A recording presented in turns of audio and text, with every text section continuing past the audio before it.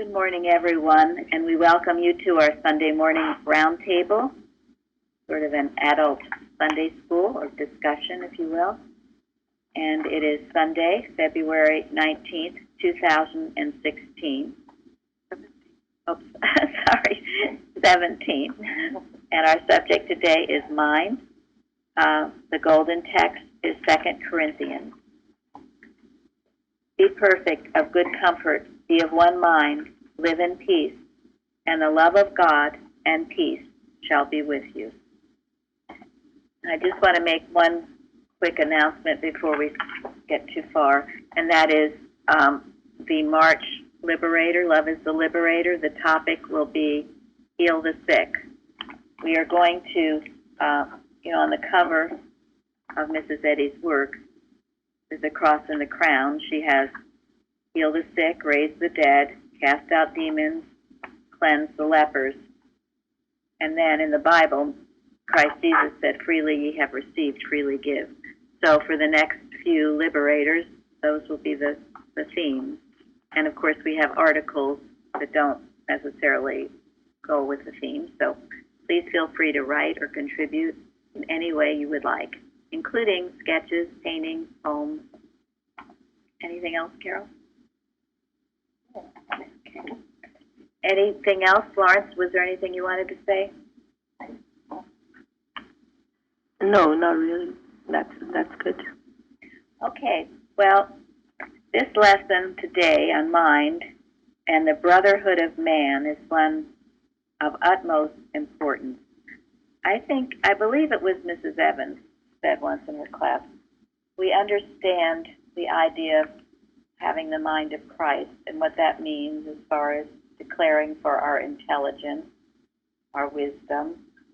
But when we talk about the brotherhood of man and having one mind, I believe she said it's one of the hardest things to truly understand. So we're going to get into just what it means and how to do it.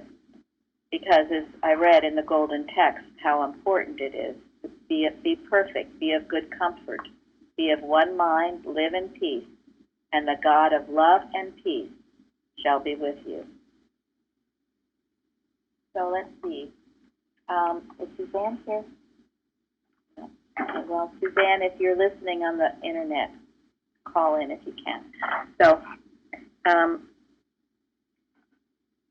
she said in Hosea, can you pull it up for me, Linda?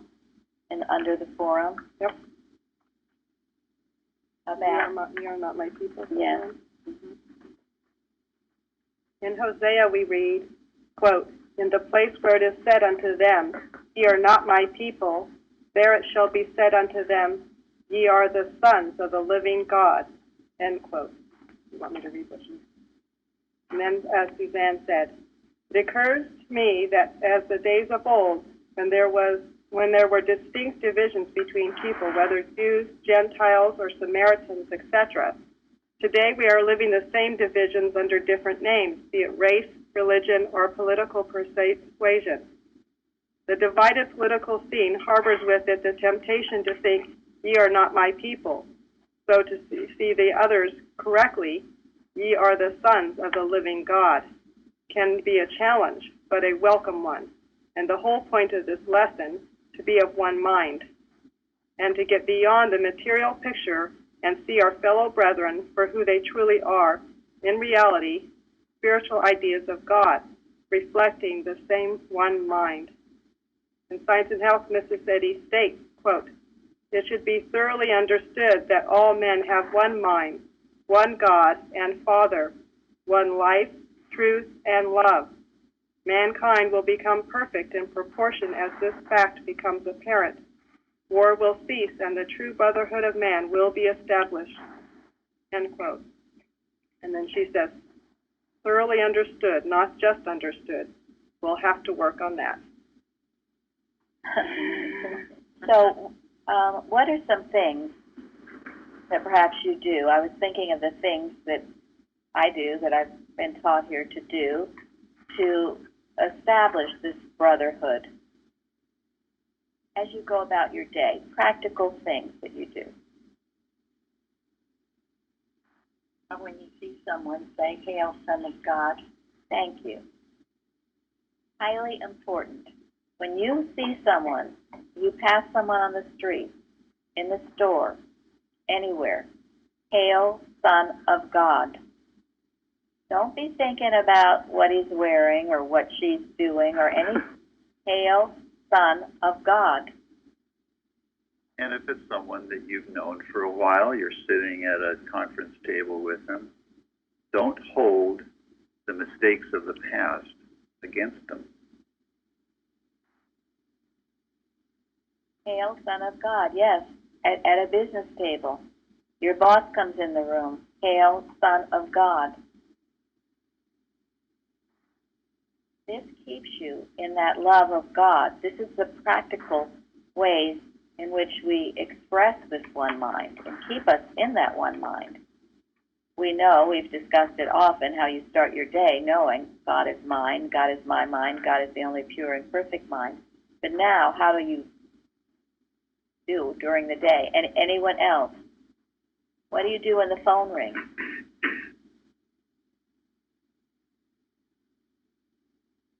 Only who God sends can come to me in any way. Yes. The phone or whatever. Yes. And to know that on that phone is a child of God, because that's all there is. Everything that comes today brings a blessing. Yes. You know, sometimes I know when the phone rings, I'll often get a thought of who it is even. But immediately when the phone rings, you know that it's another child of God, and that's all that you're going to have in your experience. I think if we don't do that, if I don't do that, I'm denying my own truth as a child of God, really, because there's only one. So Exactly right. That is exactly right. And if you don't do that, you set yourself up to be barbed by animal magnetism. Because when something comes to you that is not of God, do you take it personally and react to it? Or do you recognize it as a mistake and love the person from whom it came even more? Because if you recognize it as a mistake and love that person as God loves that person, you will disarm the animal magnetism that is trying to come in. I was going to say the practice of not taking offense, which is what you're saying, Gary. That's been so helpful for me in doing that. I mean, even at work, I mean, if someone says something to me or even to someone else, just not being offended just replaces whatever they said with love. It's easy. It's so much easier to just love in that way with what we're learning about that practice, and that's been so helpful for me. Thank you. So often I go to that article, Taking Offense. The world is wide. They're all different people from very different places. And this is Eddie says, there are 1,000 million different minds, lowercase m. And we have to go forth in the world. What does she say? It's beautiful what she says. It's The smallest expectations, Thank you. but with a charity large enough to neutralize what's bitter in the world. Thank you. with an equanimity, something like that. And The greatest of patience. No, absolutely. yes, it's a beautiful, beautiful paragraph. If you don't know it, know it. And when you go about your day, instead of getting all supercharged over what's going on or who's saying this or that. I've often thought about that smallest expectation because I've been going forward day by day with great expectations, so to speak.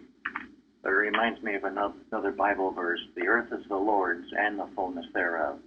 So what expectation do I have? None of my own, only of God's. So my personal expectations are minimized or eliminated. If I went with my personal expectations, what's going to happen? There's just going to be contention with others. And you'll be disappointed Unity. all the time. Yeah. Yes. Right. brotherhood or unity with that. And you get what you expect. Yes, you will. Yes, you will. So, very important. And, of course, too, with the phone calls, now we have caller ID. So sometimes just know, whoever it is, you're going to speak to another child of God. And, so in what other ways? Those of you who drive, what should you do when you're out driving? So that God is behind your wheel and every wheel. Yes, God is behind your wheel and behind every other wheel on the road, meaning that all is infinite mind and its infinite manifestation. You will avoid road rage. I know I've learned that. I think a lot about how God is all action, and how if I think somebody in front of me is going too slow, that's me judging them, thinking that they're not doing what they're supposed to do, but they might be doing just exactly what they're supposed to do. So I just have to know God is all action. Yeah. Where I have to be. And, a lot of times I end up seeing like a fox or something on the way home, and then when I see that fox, I realize I wouldn't have seen it if I was rushing through. God's telling me where it's supposed to be. Chill out. All right, yeah, you see, you have a blessing in seeing a little fox. The thing that helps me is to know that principle is guiding everyone on the road, that everything is moving according to principle, and nothing can be unprincipled in it. Thank you. And as you've heard in testimonies, many accidents are avoided and other things in knowing this truth. And you don't have to be driving or in a car to do this. You can be on a bus, you can be on a train, you can be on any form of transportation. And knowing that whoever is driving is under God's control, alertness and principle. And I love to, wherever I go through the towns or as you pass people on the street or in the car, to know, to send a blessing out to them. Hail, Son of God, that they are your brothers and sisters in Christ, and pour out a blessing. If you go through what maybe is a blighted area, to know that the presence and power of God is there, loving those people and restoring the years that the locusts have eaten. Whatever truth comes to you, this is praying without ceasing. This is being active in your truth. And this is demonstrating the oneness of mind. One mind, only one mind. Any other ways that you do this? I say, behold, before I go anywhere now, since coming to Plainfield, I say, behold, I am with thee, and will keep thee in all places whither thou goest. I also send it out to everyone. Good. Yes. It's a great blessing. So, go ahead, Florence. Customer service had been my challenge, so that's one I use. Who I'm going to talk to is a child of God, and it's been incredibly helpful. What was the first part of that? Customer service when I'm talking to people. Oh, right. Yes. Very important. Absolutely. It's so easy. You think, oh my gosh, this is just going to take hours. I'm just dreading it. So there again, your expectation, what are you expecting? But if you know, you'll find the right person. I mean, Lillian's given that testimony. She needed to change of address. and she ended up meeting the person who took care of changing of addresses. It worked out so perfectly, but that's because her thought was praying and in line with God. And that so it will be with you. I often, after I've spoken to customer service, gotten help, I thank them for their patience. Oh, good. Yes. Well, you got the right person because you were praying, so. And I'm on the other side of customer service. I mean, I'm a customer as well, but my job daily is in customer service, so I'm taking those calls. And prayer is everything. Just knowing already when I answer the phone that God has the answer to whatever the need is very helpful, and that does allow me to be patient and to act with love and often I hear people like what Fairley said that are just so thankful for my patience and consideration, and it's all from what I'm learning here. Yeah.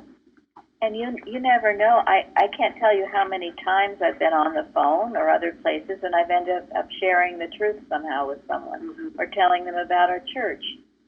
It'll happen if you're in that prayerful state. I was on a long time once with a computer problem, someone in India, and he started asking questions about the website, and I was able to share the website with him, and he was genuinely interested. And I said, well, thank God, this certainly time has been time well spent, not time wasted. Good morning. Good morning. It's Lucy. Can you guys hear me?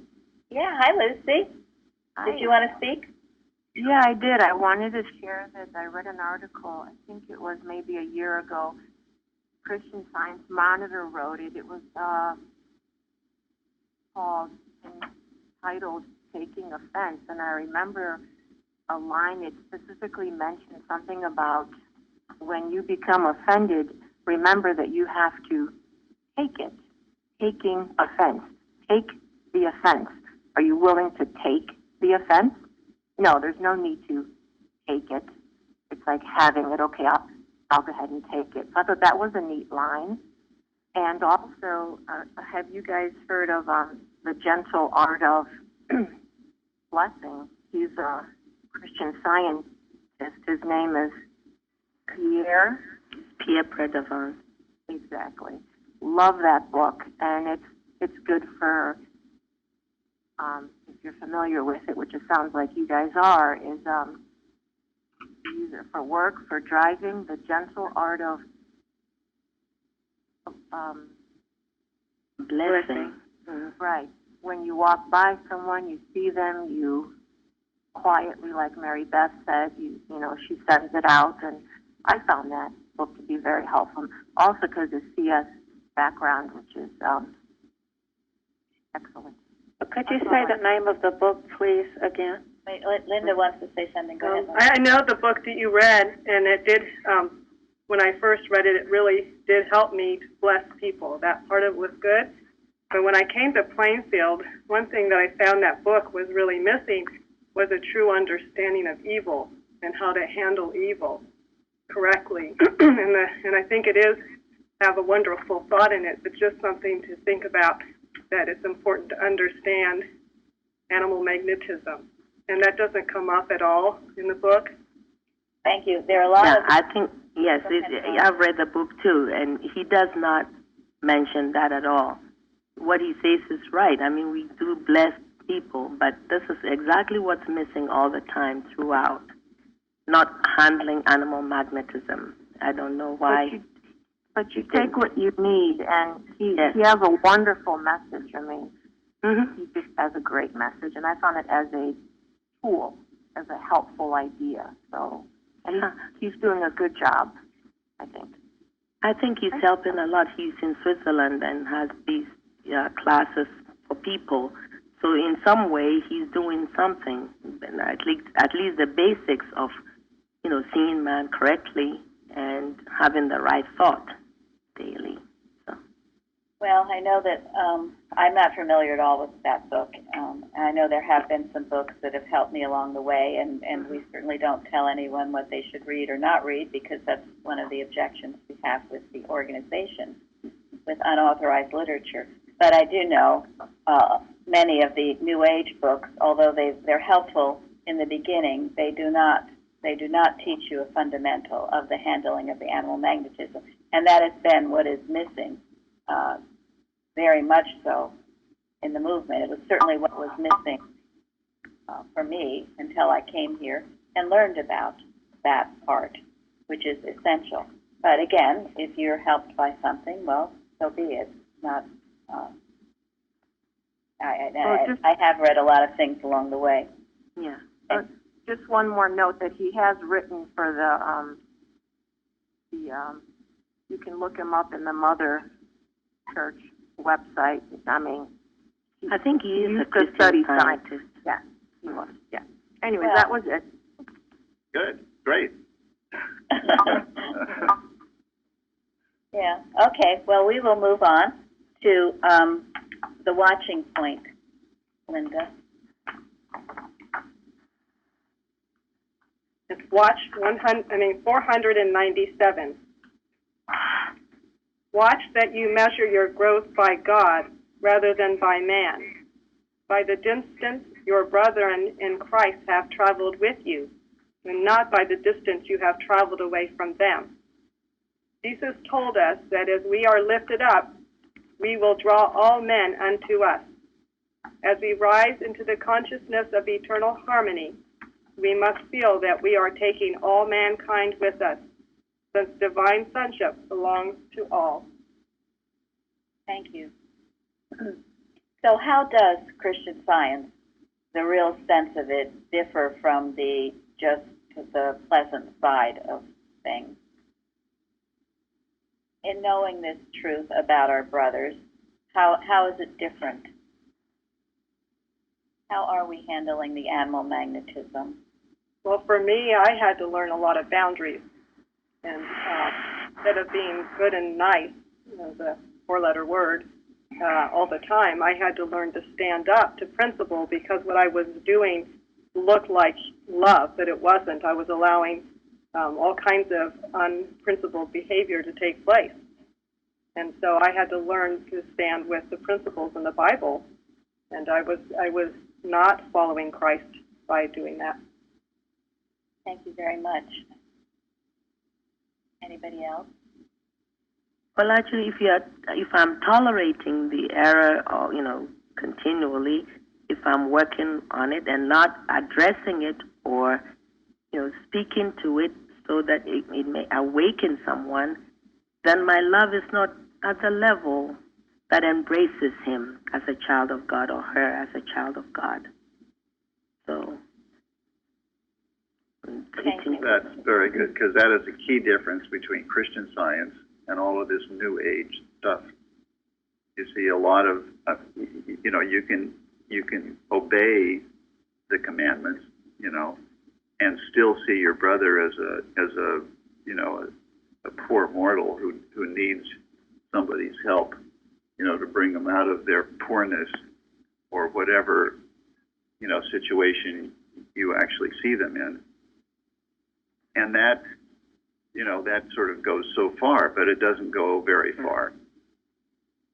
Unless you see your brother as God's child, you can't really lift them up beyond, the problem that they have found themselves in. You stay in the dream. Mm-hmm. And you get down in the dream with them, and you wallow around in the mud, and you haven't lifted them up. You have to separate the error from the person. And I think that's what Jesus means, or meant, when he said, if I be lifted up. In other words, if I have God's view of my brother, not a human view, then I will do the most good.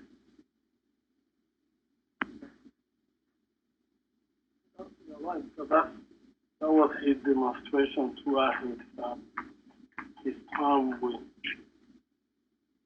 people.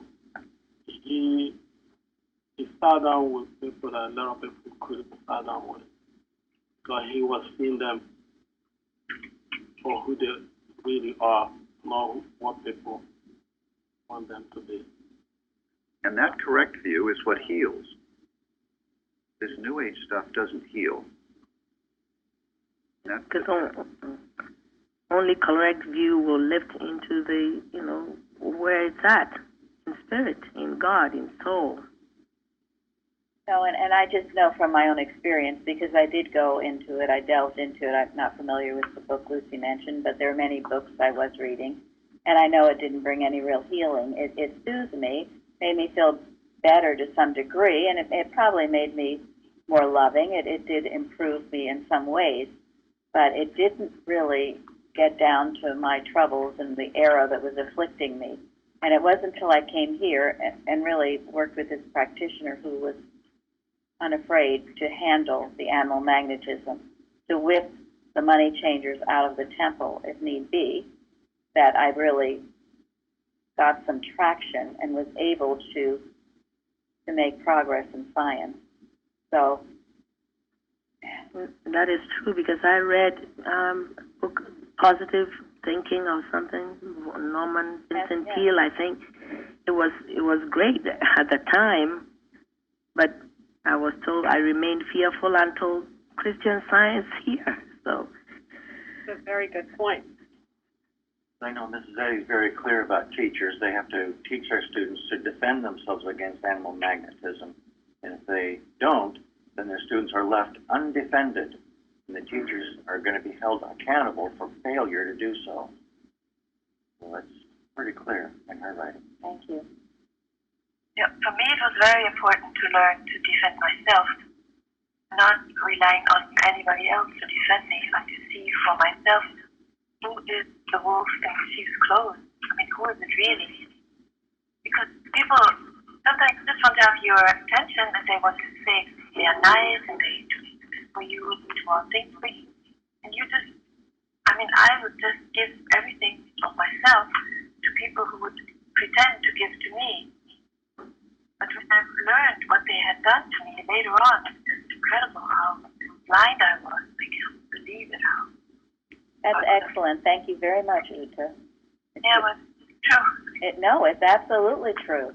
And it is the wolves in sheep clothing. And often, when you are in the blessing out to bless people and see them correctly, sometimes that wolf will become apparent only for its destruction. But it happens, and we must be aware of it. And it is your spiritual sense that is going to tell you this. And this is the cleansing that must go on to purify the world and to get where we truly are in the one mind. It's not just high in the sky where we're declaring it or hoping for it or wishing it, but it truly is. You know, when Jesus said, who the same are my brother and sister and mother, what is the beginning of that? Those who do the will of God. Thank you. For whosoever shall do the will of my Father which is in heaven, the same is my brother and sister and mother. Now that's a little bit of conditional, isn't it? I was thinking about that because we are talking now, we are all brethren in truth. But he is saying those that do the will of his Father in heaven.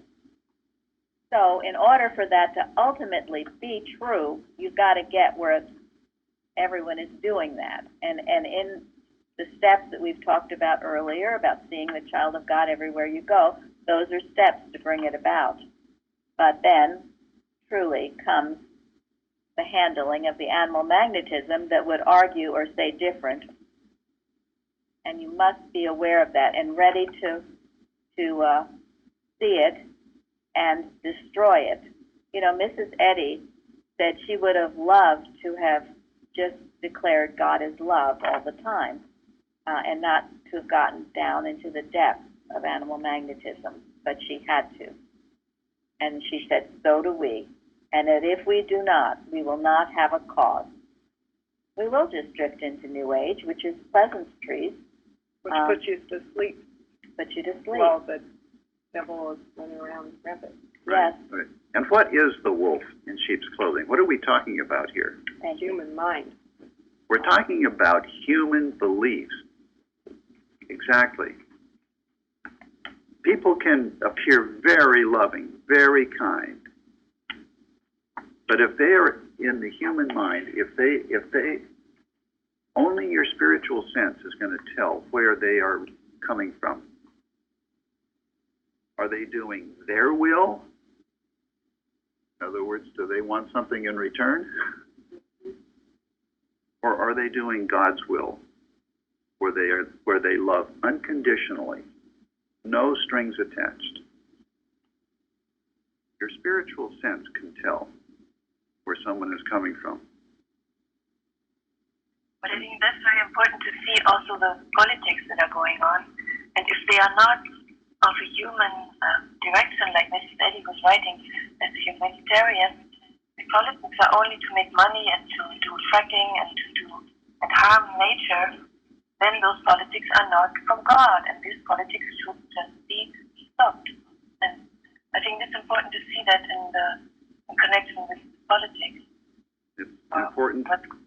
You're right. It's important to see that in connection with anything. And also, I think that's what Peter saw in the lesson that we read with the Cornelius and his family. Even though he has had dreams or vision about them, but when he actually was face to face with them, speaking with them, it was revealed to them that this is for real. When you are with somebody who is for real, and your mind, your thoughts is pure, there's no doubt you must sense it. If you're not, something was missing.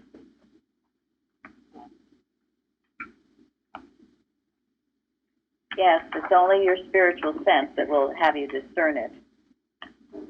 So, sometimes with that, we were talking about the human mind, and when the human mind tries to love, sometimes it turns into hate. It's a turn of just very easily, just almost instantly sometimes. yes, and that's a sure indication that it's not divine love, because it will turn into hate. If it is, you can be about blessing somebody, and then that person you're trying to bless doesn't thank you or doesn't respond to your blessing, and then suddenly you don't like them anymore. And what's the matter with them? That they're not grateful for you. Divine love shines. Can I say something? Which is true. Somebody, like when I was in college, one of my professors was telling me, into this culture, if you're coming out from a store, you have to hold the door for the next person who's going in. That was that. And people feel obliged to do that. Feel like it's their responsibility to open or hold the door for the next person, but you don't have to. Okay. And when they do that, they expect the other person to say thank you. They will say you're welcome. It becomes like a cultural or normal thing. And when they hold the door for you and you don't say thank you, you're offended. And that's how human mind are. They're always looking for something in return. And when that doesn't come, they feel offended. If you're not in that mind, if that person doesn't say thank you, you're still going to be grateful that you did a good job. Right. That's right. Yeah. That keeps you from the reacting. Love that remains love even though it gets nothing in return. No, your blessing is in heaven. That is doing the will of the Father. That is being of one mind. It's up to each one of us to set the example, to set the standard, if you will, from wherever we go, because our experience is in our consciousness. It's not out there. We're not victims. We establish our own environment mentally.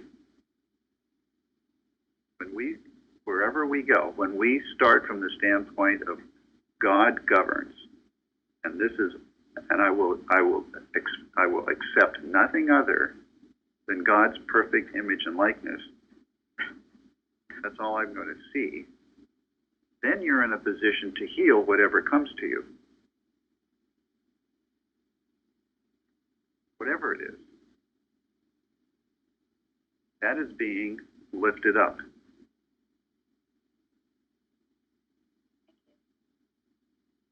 Carol, read number 2 in Science and Health.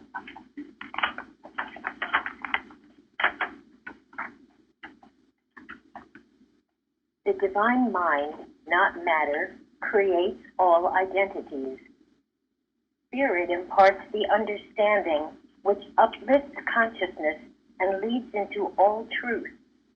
The psalmist says, "The Lord on high is mightier than the noise of many waters, yea, than the mighty waves of the sea." Spiritual sense is the discernment of spiritual goods. Understanding is the line of demarcation between the real and unreal. Spiritual understanding unfolds mind, life, truth, and love, and demonstrates the divine sense, giving the spiritual proof of the universe to Christian science. This understanding is not intellectual. It is not the result of scholarly attainments. It is the reality of all things brought to light.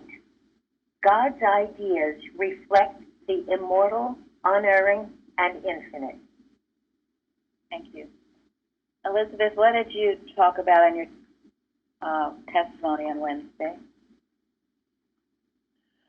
Well, that phrase from Psalms was very helpful to me. I used it daily, hourly actually, when I was pregnant with my first son. And it just meant that God is stronger and mightier than the noise of anything, including any material, materia medica, which is what I was working with, and to understand that God was mightier. And that was just such a strong statement for me. And I think I mentioned I had some kind of claim, I don't even remember what it was, that the doctor had told me, and it just disappeared. So. Thank you. I thought that was such a good point. She used it about materia medica. We can also use it about politics or whatever else seems to be loud and troubling, that God is mightier than that. It was a very good, fresh thought, and certainly materia medica, because it seems to be everywhere. God is mightier than these things. And when we're standing with Him, the best we know how, He will also stand with us to meet any of these claims. And in her testimony, she went on, and she did. She did. And that was allowing her spiritual sense to discern what really was true. And by doing that, she was relieved of the claim that had to be dealt with. Thank you. And that's how you handle animal magnetism. Because with your spiritual sense, you will detect the wolf in sheep's clothing, whatever it calls itself, politics, materia medica, what else? All these health laws. This belief now, the flu season, oh my goodness. Remember the story about Mrs. Eddy? One day, somebody delivered a bunch of roses to her, sent from somebody. Mrs. Eddy said, "Burn them." Beautiful roses. And Mrs. Eddy's response was, "Burn them." Why was that? I don't think they were sent in the spirit of love. Motive was entirely wrong, or she wouldn't have sensed it. He detected the motive, and it was wrong. And that's what we should do. We should detect the motive of everything around us and rebuke what is wrong. And she wasn't nice about that. She said that thought was trying to enter her home, and she wouldn't allow it, so it was burned. And the people in her home, I'm sure they thought, oh, it's just roses. Why can't we enjoy the roses? There was another example of that, too, where it was some luscious strawberries that someone sent her with a wrong motive. The thought behind it was not pure. And she said to get rid of them. She didn't want anyone eating them. And she found out later that some did, and she was not happy because they just hated to throw out those beautiful strawberries. Did they? Yeah, one of the stories. I remember the stories. She made them throw it out. They got better. Yeah. So you have to exercise wisdom, and at times you have to be tough, and that's what we've called the culture or the organization tends to overlook, that toughness. They only want the sweetness and light. And if you really study Mrs. Eddy's work, you'll know that is not what heals, and that is not what she did, nor did Christ Jesus. There's a power and a strength there, and usually when error is lurking, that error will come out because fighting for its life. And when you're expressing that Christ power, it will leap out to try to destroy you, and you've got to be strong in the might of God that it can't touch you. You're protected from it. So all it can do is destroy itself, but we need to know it. When we came across the law case in our church, I mean, we were just living the truth as best we knew how. And yet there were those who were jealous, especially of the practitioner in the church who was doing tremendous healing work, and reported to Boston that we were not doing what we should. And the next thing we know, we're getting excommunicated. So, but we were doing nothing but being loving and blessing. But those were the days that we learned about the nature of animal magnetism and how to handle it. And that it's not nice. And even if your being can't think of anything you've done wrong, it might try to attack you. It will attack you. The more good you do, the more it will attack you. So be ready. Yeah, be prepared with sword in hand. Yeah, the story that Mrs. Eddy, she asked someone how their church was, and they said the church was doing really good. And she said, well, that's too bad, because if you were really doing what you should, you wouldn't be having so pleasant. Yeah. I wonder if that's why in one of the covers or something she has a sword in the crown. Sword. I was going to ask you about it. I'll find it. Well, that's what we have. That's ours? That's where I thought. That's ours. Yeah. I saw it somewhere, and I was going to ask you about it. She has the cross. She has the cross. Cross and the crown. And of course, since we were excommunicated, we were not allowed to use that. So we have the sword. Okay. Well, I like it. I wasn't criticized. I just wondered where it was from. Yeah. No. It's at the bottom of pretty much every page on the website. Yeah. Yeah, we used to have T-shirts with that, right? One with a fist. Yeah, we had one with a fist. Oh well. Honesty is spiritual power. That's true. That's true. That's what it said on this. Yeah. But we had to learn to be tough on error, not people, but on whatever is wrong. And it always, not always, but it often wears a smile. But it's got a knife ready to stab you. So be ready. Human mind is not benevolent. Yes, the human mind, in whatever shape, form, whatever it comes in, it is a killer. You've got to understand that. I remember I was shocked when Mrs. Evans first told us that. It is a killer. I don't care if it's nice and pleasant and wears that sweet face. It is out to kill you. That is the nature of the human mind, whatever form. Sometimes beautiful, always erroneous. It can't be trusted, period. And it would seem, at this stage, we are in a warfare with it. And it will continue, and we can't overlook that. That's why I often give people the assignment of reading in prose works, miscellaneous writing, put up by sword. Because I remember the first time I read that, too, I was so shocked at that. I'd never read that. Mrs. Eddy says that you must have your sword in hand, as Gary just said, because the forces of evil are still about, and you've got to be ready to take arms and not go to the end. They said people want to start with the end of Christ's mission instead of knowing that he was in a warfare. And the end meaning that everything is love and all is wonderful. When we're all in heaven, that will be the case. And we do demonstrate heaven on earth, that is true. But in the meantime, we've got to have that sword. It's your protection. You must use it and wield it.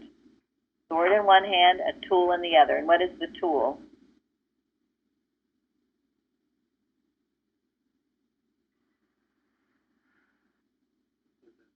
The truth, the word of God. The truth. The tool? Well, the tool is your work. Isn't a tool something you work with? Yeah. The sword is the word of God. Yes. The sword is the word of God. The tool is your work. we've got to keep working. Jeremy had to go upstairs, but Jeremy, his forum was interesting because it was talking about joy, and he mentioned how he used to do computer work, I guess I'll call it that, coding and other things that didn't bring him any joy. It was just work. But then what?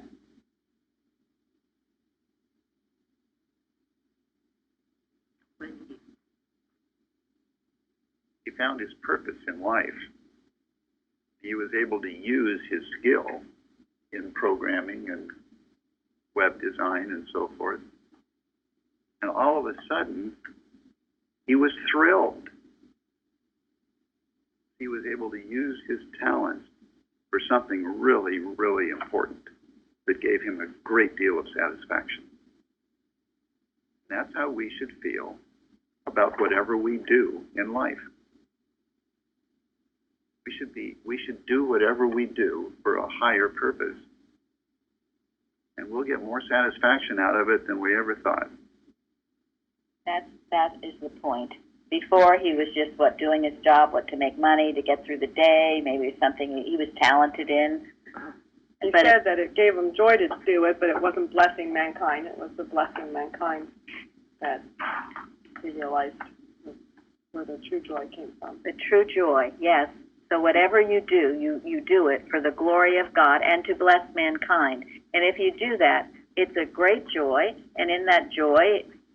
Brought no joy, I'm sorry. No joy. No, he had no joy in that first experience. It wasn't until he came here and he began to do what he did, the same work, but for our church, for a mission, for a higher purpose. Then he found true joy and contentment. And so it is. When you use your skills for God's glory and to help mankind, you will find a joy. You'll go back to the golden text. To be perfect, be of good comfort, be of one mind, live in peace, and the love of God and peace shall be with you. You will find those things. But that's your tool. So you have your work for God to do. Great, wonderful thing you need. And the sword in the other hand, to lop off error when it comes to you, however it comes to you. And it will come.